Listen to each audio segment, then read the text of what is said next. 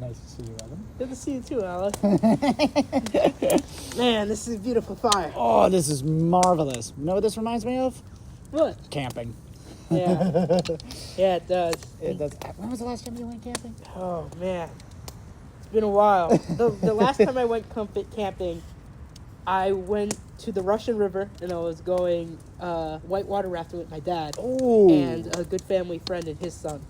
Nice. And, yeah, this was 21, 22? Oh, okay. No.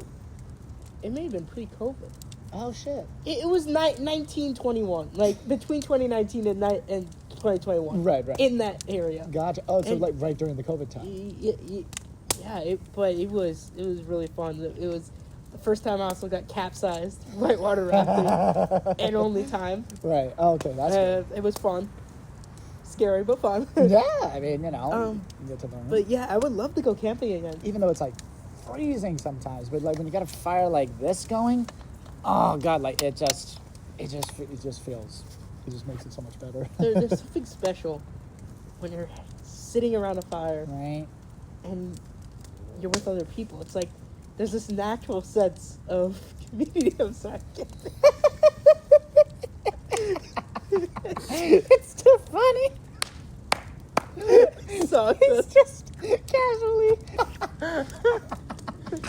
So, but okay. But I'm glad that you brought that up because, I mean, there's something that's obviously very tribal about Campfire. It forces you all together.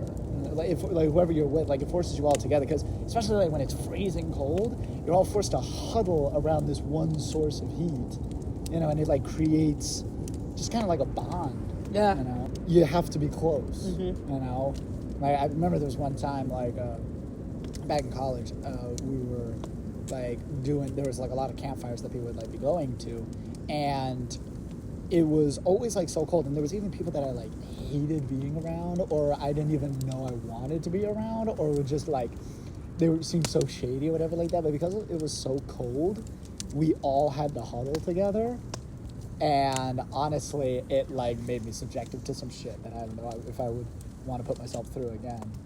Which I suppose is kind of like what exactly is going on in Peyote. Yeah, that's exactly what's. It's exactly what's going on. It's exactly what's going on, Peyote. You know, it's Yeah. like because they're in this environment around the campfire, it's the only source of life, basically, that they have. They're in desolation, and all they have is the fire. That's it. Right. So they're forced to be around there, and you know, that means that your vulnerabilities are exposed a little bit. Right. Like even if you don't want them to be, like even if you're not thinking about it, it just kind of happens. And then like especially if it's like almost like, you know, it's almost cult-like.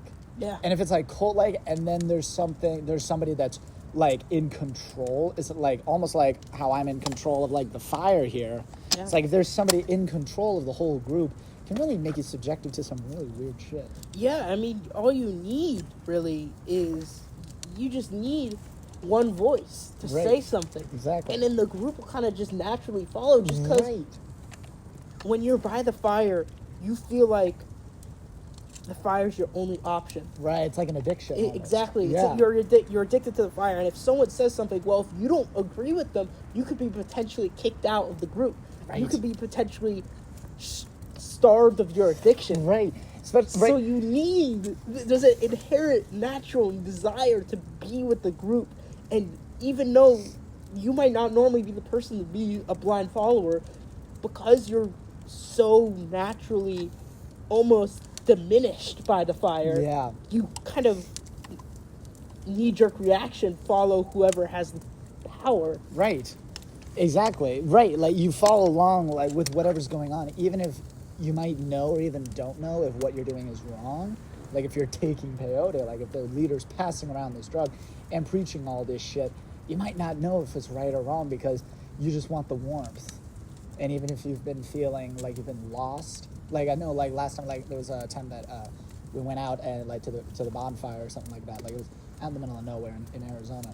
And when we were all huddled by the fire, it's like people were sharing all kinds of stuff, and like, you know, everybody was having like some kinds of confessions or whatnot like that. But like it was just like the leader, you felt how much power like they had, And I didn't even know if what I was doing was right or wrong. You know? But I mean, that's just what I was thinking. What do you think, Will? I think fire is a good tool for food. If you enjoyed that, go to our website down below and learn more about how you can support our short film, Peyote, today.